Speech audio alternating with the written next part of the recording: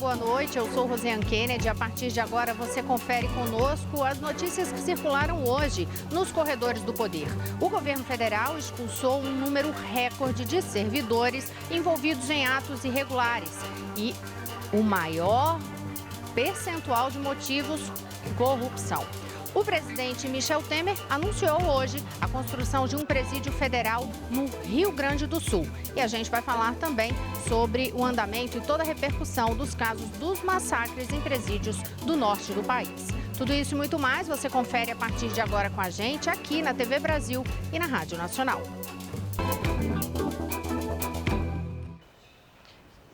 Olha, eu vou começar o noticiário hoje justamente com esses dados referentes à expulsão de servidores envolvidos em atos irregulares. Foi um número recorde em 2016 de expulsão desses servidores públicos envolvidos aí em atos irregulares. Expulsões feitas pelo governo federal. E os dados foram divulgados hoje pela CGU, a Controladoria Geral da União. Vamos conferir esses dados. Ao todo, foram 550 expulsões. Desse montante, 445 foram casos de servidores efetivos. A gente tem também aí 65 casos que foram de cassação de aposentadorias. Ainda nesses números, a gente tem que 40 dos casos eram referentes a casos em comissão, a cargos em comissão.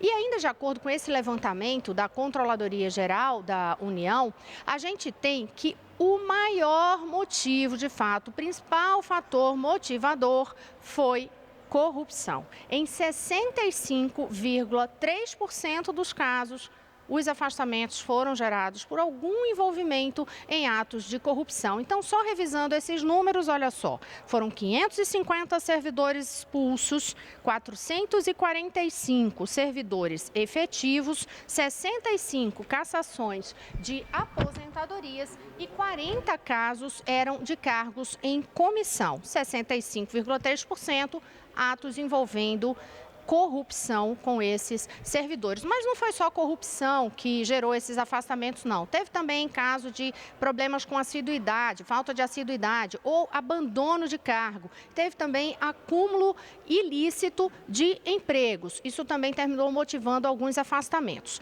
Este número de 550 expulsões, ele é recorde em relação a todo o período de levantamento. Esse levantamento começou a ser feito em 2003. Então, de 2003 para cá foi o ano que teve o maior volume de expulsões, foi 2016, com esses dados divulgados hoje.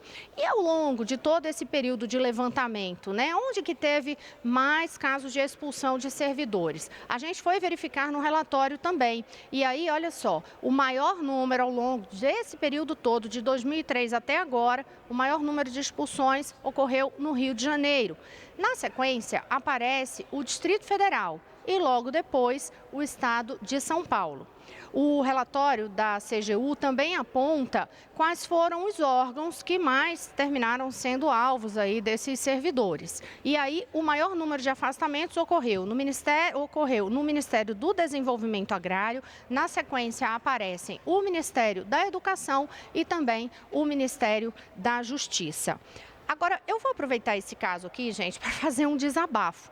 Porque esses dias eu estava fazendo uma caminhada aqui num parque aqui em Brasília mesmo, e de repente passou uma pessoa com uma camisa com uma mensagem. E aí eu vou chamar as meninas, antes mesmo delas entrarem no noticiário comigo, eu vou chamar aqui para acompanhar, que eu quero fazer uma pergunta a ela, tanto Carolina Pimentel, na agência, como Maíra Heinen, que está de volta, a nossa musa dos igarapés está de volta de férias. Bem-vinda de novo, Maíra. Obrigada. E eu quero fazer uma pergunta a elas, porque é o seguinte, a minha indignação, que eu estou falando que foi meu desabafo, neste momento, é porque eu estava caminhando e passou uma pessoa com uma frase, numa camiseta, que dizia assim: sou de Brasília, mas juro que sou inocente.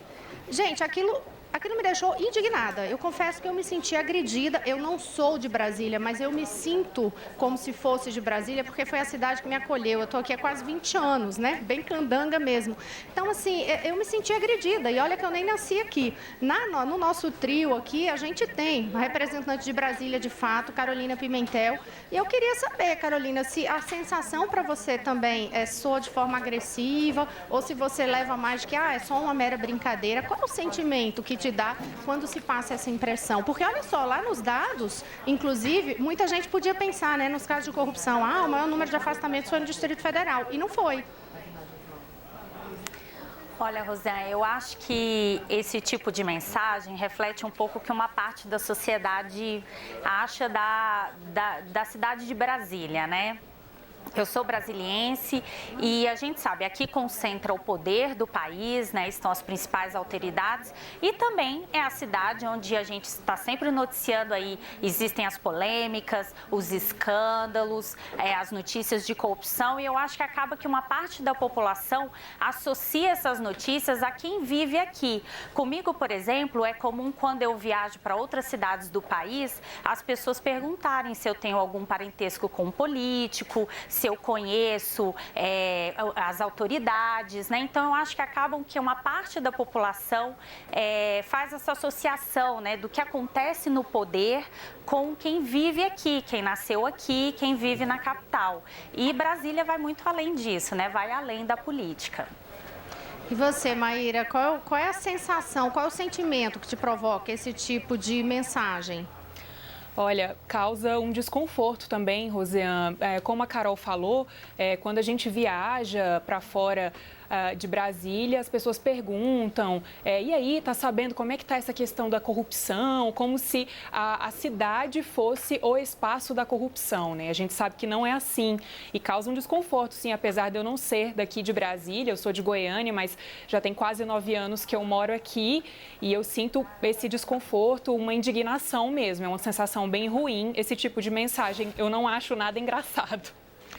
Então, essa foi essa minha sensação também. Eu passei, olhei a mensagem e falei assim, gente, será que acha que é engraçado? Eu não consegui achar graça.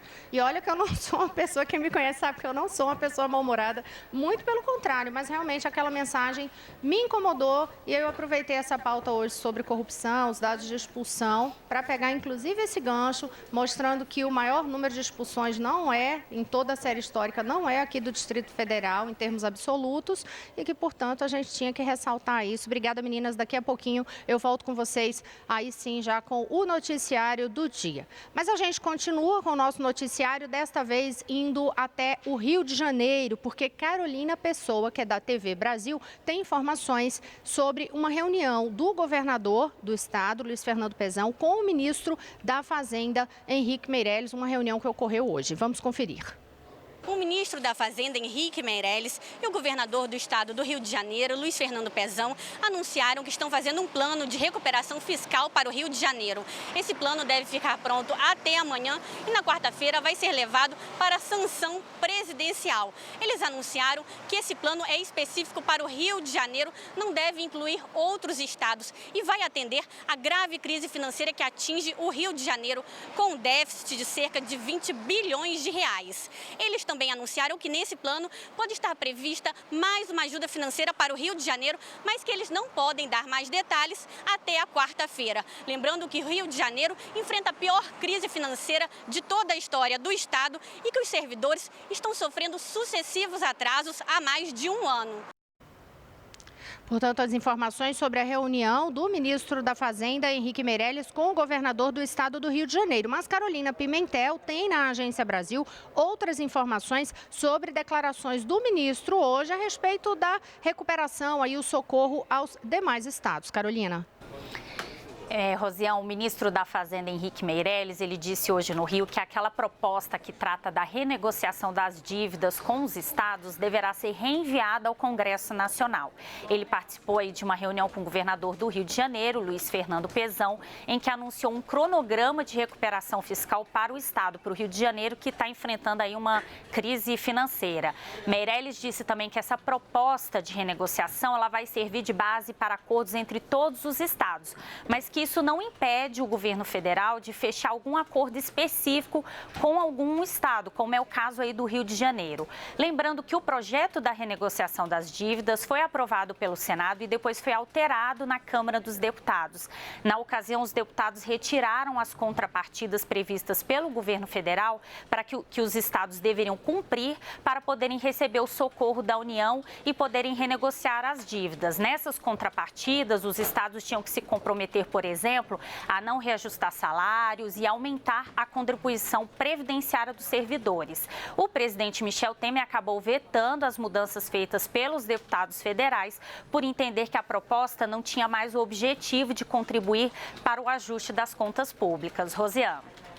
Obrigada, Carolina Pimentel. E olha, o presidente Michel Temer também falou de economia hoje num evento lá no Rio Grande do Sul. Ele participou deste evento para a entrega de uma nova frota do SAMU, aproveitou a ocasião para rebater críticas daqueles que foram contrários à PEC do teto de gastos. Vamos conferir o que disse o presidente Temer. Nós estamos hoje reforçando nossa infraestrutura em saúde. Eu peço a vocês, até nesse particular, vejam bem, qual foi a primeira acusação, em letras maiúsculas, em letras garrafais, que se fez quando nós mandamos o teto dos gastos. A acusação, Beltrame, foi que nós iríamos acabar com saúde e educação. Nós íamos tirar todas as verbas de saúde e educação. Este era o argumento. Pois contra o argumento, eu apresento um documento. E o documento que eu apresento é o orçamento que nós preparamos para o ano que vem. No orçamento que nós preparamos para o ano que vem, já baseado na ideia da aplicação do teto de gastos públicos, nós aumentamos as verbas para saúde e educação. Olha, o presidente também falou sobre a economia que já foi possível neste setor de saúde desde que ele assumiu e voltou a dizer que quer ficar marcado aí, conhecido como quem fez um governo reformista. Temer chegou a afirmar que o sonho dele é passar esses 2 anos e depois dizerem que esse foi um governo reformista que botou o país nos trilhos. Ele também falou sobre inflação, mas quem tem informações sobre isso é novamente Carolina Pimentel. Rosiane, sobre inflação, o presidente Michel Temer diz que com essa recente queda da inflação, o governo já trabalha com a possibilidade de um cenário com juros mais baixos. E é isso mesmo, o mercado financeiro espera que a inflação medida pelo Índice Nacional de Preços ao Consumidor, amplo IPCA, fique em 4,81% este ano, segundo a projeção do Boletim Focus, que é uma pesquisa semanal feita pelo Banco Central com instituições financeiras e divulgada sempre às segundas-feiras. O mercado está esperando também uma queda aí da inflação. Por exemplo, na semana passada, a taxa era bem maior. A previsão para o IPCA era 4,87%. Agora a expectativa é que a inflação de 2017 fique bem abaixo da projetada para 2016, cuja estimativa passou de 6,38% para 6,35% nas primeiras semanas do ano. Para a Selic, o mercado acha que a taxa básica de juros, a previsão é que ela chegue a 10,25% este ano. Quem define a Selic é o Comitê de Política Monetária, o Copom do Banco Central. E a primeira reunião do comitê este ano começa amanhã e termina na quarta-feira, quando vai ser anunciada a Selic. Atualmente, a Selic está em 13,75% ao ano. Nas 2 últimas reuniões, o Copom cortou a taxa em 0,25 ponto percentual. Agora, em relação a operações de crédito, a gente também tem uns dados. A taxa de juros para a pessoa física passou de 8,2% em novembro para 8,16% em dezembro do ano passado. Foi a menor taxa desde agosto de 2016, segundo dados da Associação Nacional dos Executivos de Finanças, Administração e Contabilidade, a ANEFAC.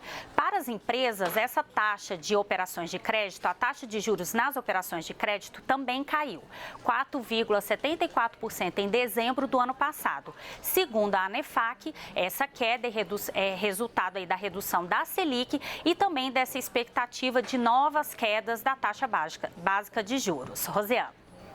Obrigada, Carolina Pimentel. Os detalhes no site agenciabrasil.ebc.com.br. Rapidamente, ainda vou ao estúdio da Rádio Nacional, porque Maíra Heinen tem uma prestação de serviço para a gente aí em relação ao imposto de renda. É isso mesmo, Rosiane, já está disponível para consulta o lote multi-exercício de restituição do imposto de renda sobre a pessoa física. Ele contempla restituições residuais referentes aos exercícios de 2008 a 2016, conforme informações da Receita Federal. O crédito bancário para 177.539 contribuintes será realizado no dia 16 deste mês, totalizando 370 milhões de reais. Desse total, 6,7 milhões serão destinados a contribuintes idosos ou com alguma deficiência física, mental ou doença grave. A correção pela taxa Selic do valor a ser restituído varia de 9,92% para restituições referentes a 2016 e 91,49% para as de 2008. Para saber se teve a declaração liberada, o contribuinte deverá acessar a página da Receita na internet ou ligar para o Receita Fone no 146. Na consulta à página da Receita pelo serviço ECAC, é possível acessar o extrato da declaração e ver se há inconsistência de dados identificados pelo processamento. Nessa hipótese, o contribuinte pode avaliar a inconsistência e fazer a autorregularização mediante a entrega de declaração retificadora. A Receita disponibiliza ainda aplicativo para tablets e smartphones que facilita a consulta a declarações do imposto de renda e situação cadastral no CPF. Rosiane? Obrigada, Maíra Heinen. E no próximo bloco a gente vai falar sobre a situação da crise nos presídios no norte do país e também do anúncio do presidente Temer da construção de uma penitenciária federal no Rio Grande do Sul. Eu volto já, aguarda um pouquinho.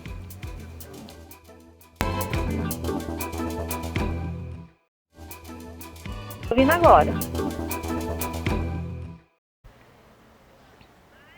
Olá, eu sou Rosiane Kennedy e estamos de volta aqui nos corredores do poder. No primeiro bloco, você conferiu com a gente que o governo federal expulsou um número recorde de servidores em 2016 por envolvimento em atos irregulares. A maioria dos casos, atos de corrupção.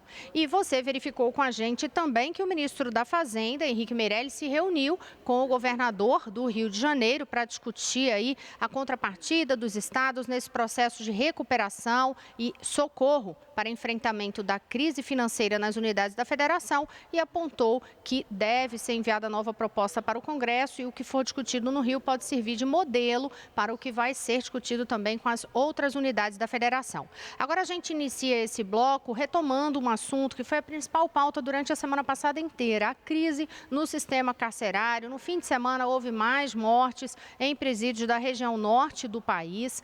E aí hoje, naquele evento no Rio Grande do Sul, em que o presidente Temer foi para fazer a entrega de nova frota do SAMU, ele chegou a falar especificamente sobre a construção de penitenciária federal, uma delas lá no estado. Quem tem isso detalhadamente, essa informação, é Carolina Pimentel.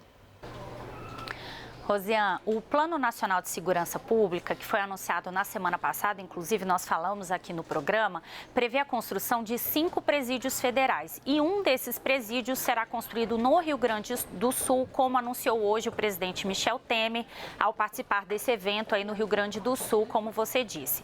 O presidente também falou sobre a liberação de verba para a construção de presídios estaduais. Vamos acompanhar o que ele disse sobre esse assunto. Nós decidimos construir em 25 estados da federação e já mandamos a verba, são quase 900 milhões de reais que nós mandamos para todos os estados brasileiros para a construção de um presídio. Mas também, embora a segurança não seja diretamente uma questão da área federal, mas nós temos uma preocupação inafastável com essa matéria. E por isso vamos construir 5 presídios federais de segurança máxima. Nesse evento aí no Rio Grande do Sul, o presidente Michel Temer disse também que outra medida prevista no Plano Nacional de Segurança Pública é a separação dos presos de acordo com os crimes que cometeram. Rosiane. Obrigada, Carolina Pimentel. Em relação também ao que a gente prestou atenção aí na declaração do presidente Temer, né? Eu estou aqui hoje dentro do Palácio do Planalto e aqui no Planalto o entendimento é muito claro. Eu anotei alguns bastidores aqui, foram vários bastidores que eu apurei hoje em relação a essa crise do sistema carcerário e um desses bastidores é justamente sobre como tudo isso tem sido visto e tratado aqui dentro do Palácio do Planalto. Então, eu anotei aqui uma expressão que foi utilizada por interlocutores aqui palacianos sobre como essa crise é tratada e assim, um entendimento muito claro aqui no Palácio do Planalto, nos bastidores, é de que realmente a crise carcerária que explodiu agora esses dias no norte do país é um problema de segurança pública e que precisa da atenção federal. Então, isso é tratado dessa forma e nessa linha, inclusive, de atuação, o ministro da Justiça, Alexandre de Moraes, marcou uma reunião com os representantes de todos os governos estaduais para ocorrer na próxima semana, justamente para discutir essa situação da crise penitenciária e as medidas a serem adotadas, o tipo de apoio que pode ser oferecido a cada um desses estados. Ainda há também nos bastidores um receio muito grande dos governantes, né? Os governadores, os secretários de segurança nos estados, eles têm demonstrado internamente um receio em relação ao que está acontecendo no norte do país. Então, por exemplo, hoje o governo autorizou a prorrogação por mais 60 dias, o governo federal autorizou por mais 60 dias da presença da Força Nacional lá no Rio Grande do Norte. E isso por quê? Porque o Rio Grande do Norte chegou a decretar uma calamidade, uma situação de calamidade no sistema prisional no ano passado. Houve uma série de ataques no estado e aí houve esse pedido justamente por uma insegurança que esses massacres no norte do país terminaram gerando também em outras unidades da federação. E hoje ainda, o secretário de Segurança Pública do Rio de Janeiro também até chegou a ser abordado e comentar o assunto. Eu separei até a frase do que ele diz sobre esse receio em relação ao que acontece no norte, né, o que está acontecendo no nosso país, e ele diz assim: o sistema penitenciário brasileiro é preocupante desde sempre. Essa preocupação nossa só aumenta à medida que no Brasil vemos episódios como o de Manaus e o de Roraima acontecerem. Enfim, após esses casos todos, né, essas mortes em presídios, os juízes mandaram soltar alguns presos, tanto em Roraima como no Amazonas, e quem tem detalhes sobre isso é Carolina Pimentel, que volta a falar com a gente da Agência Brasil. Olha, Rosiane, nesses últimos dias, pelo menos 95 presos foram mortos em prisões do Amazonas e de Roraima. Diante desses assassinatos e da superlotação das prisões, juízes desses dois estados decidiram soltar um grupo de presos que eles consideram não oferecer risco à população. No Amazonas, 7 homens que foram presos por não pagarem pensão alimentícia foram liberados. Mas o juiz determinou que se eles não pagarem as pensões em no máximo 30 dias, eles voltarão a ser presos. O juiz disse que esses devedores de pensão estavam expostos a um perigo maior, pois cumpriam pena ao lado de condenados por crimes comuns. Já em Roraima, 160 presos que cumpriam pena no regime semiaberto no Centro de Progressão Penitenciária em Boa Vista passarão a cumprir a pena em casa. Esses presos já tinham autorização para trabalhar fora da prisão. Agora, eles não podem sair de casa à noite e nem durante os finais de semana, não podem deixar Boa Vista sem autorização judicial e também estão proibidos de frequentar bares e casas noturnas. Essa decisão judicial vale até o dia 13 deste mês, quando os detentos deverão se apresentar na penitenciária em Boa Vista. Rosiane. Obrigada, Carolina. E a gente vai diretamente receber informações atualizadas lá da situação em Roraima. Quem tem os detalhes para a gente é a repórter da Rádio Nacional, Graziele Bezerra. Rosiane, boa noite para você, boa noite a todos ligados ao seu programa. Em um ofício enviado hoje ao presidente da República, Michel Temer, e também ao ministro da Justiça, Alexandre de Moraes, a governadora de Roraima, Sueli Campos, reiterou o pedido de envio da Força Nacional aqui para o estado. Ela já havia solicitado esse reforço de segurança em outubro passado, mas teve o pedido negado pelo Ministério da Justiça. Esse documento, ele assume a precariedade do sistema penitenciário aqui de Roraima. Na última sexta-feira, como a gente já falou aqui, 33 detentos foram mortos na penitenciária agrícola Monte Cristo. A unidade está superlotada e faltam agentes para atuar na segurança. O governo solicitou 100 policiais da Força Nacional porque não tem condições de garantir sozinho a integridade física dos detentos sob guarda do Estado. E segundo a carta enviada ao governo federal, 13% do efetivo da Polícia Militar aqui do Estado estão destinados à guarda do sistema prisional. E apesar do repasse de 44 milhões de reais para o setor da segurança recebido em dezembro, Sueli Campos também pediu um auxílio maior, um auxílio financeiro maior, aí na casa dos 31 milhões de reais para a conclusão de um presídio em Rorainópolis, a sul do estado, além de equipamentos para aquisição de equipamentos e armamentos aqui para os policiais e também para os agentes penitenciários. Ao vivo de Boa Vista, Roraima, Graziele Bezerra. Obrigada, Graziele. E você confere, eu sempre lembro, informações detalhadas lá no site agenciabrasil.abc.com.br. A gente volta ao estúdio da Rádio Nacional aqui em Brasília rapidamente para conferir com Maíra Heine mais uma informação de serviço. As instituições de ensino superior começaram hoje o processo de renovação do FIES, o Programa de Financiamento Estudantil, para contratos firmados até 31 de dezembro do ano passado. Depois dessa fase, haverá validação pelo estudante. Essa renovação ou aditamento deve ser feita a cada semestre pelos estudantes. O FIES oferece financiamento de cursos superiores em instituições privadas a uma taxa de juros de 6,5% ao ano. O aluno só começa a pagar a dívida depois da formatura. O percentual do custeio é definido de acordo com o comprometimento da renda familiar mensal bruta per capita do aluno. As novas inscrições para o programa estão previstas para fevereiro. Roseane. Obrigada, Maíra. E com essas informações, a gente encerra o noticiário de hoje nos Corredores do Poder. Boa noite, Carolina Pimentel. Boa noite, Maíra Heine. Boa noite a vocês que estão em casa. Até amanhã. Boa noite, até amanhã. Boa noite e até amanhã.